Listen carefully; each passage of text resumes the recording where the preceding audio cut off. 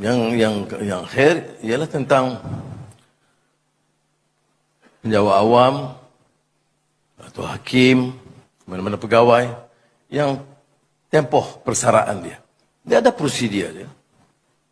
Tempoh persaraan. Dia tidak automatik. Bila kita bersara, tidak automatik sambung.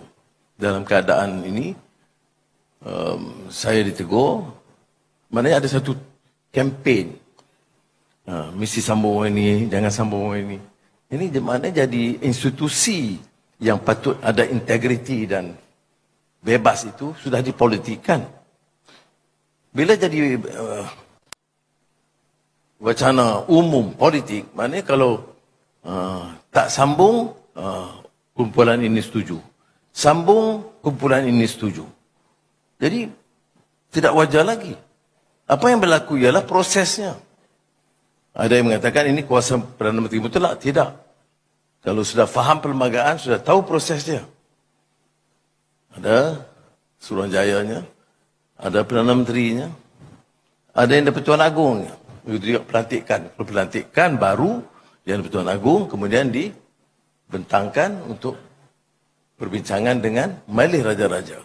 Jadi semua hal itu harus diikuti. Jadi bila satu kes umpamanya disambung, khianat. Satu kes tak sambung, khianat. Jadi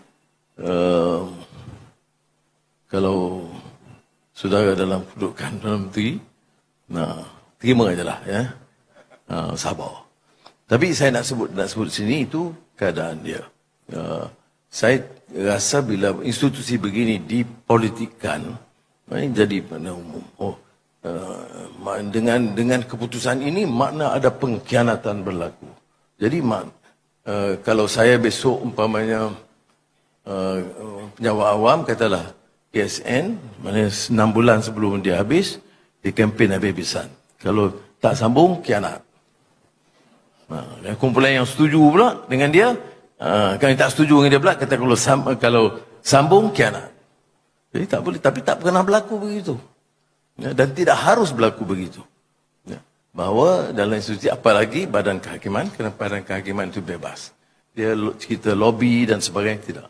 Sebab itu saya elak dari menemui mana-mana hakim kanan, melainkan ketua hakim negara untuk bincang, meluruskan, dan saya ucap terima kasih kerana selama ini hubungan cara pribadi dan perbincangan itu baik. Tafsiran di luar itu soal lain. Bagi saya, hubungan, isu-isu yang dibangkitkan, saya dengar, dan dalam semua perjumpaan itu, saya tidak pernah campur dalam isu penghakiman. Dia apa yang dia nak putus, itu keputusan mereka. Saya tidak pernah campur. Tapi itu pun dipolitikkan.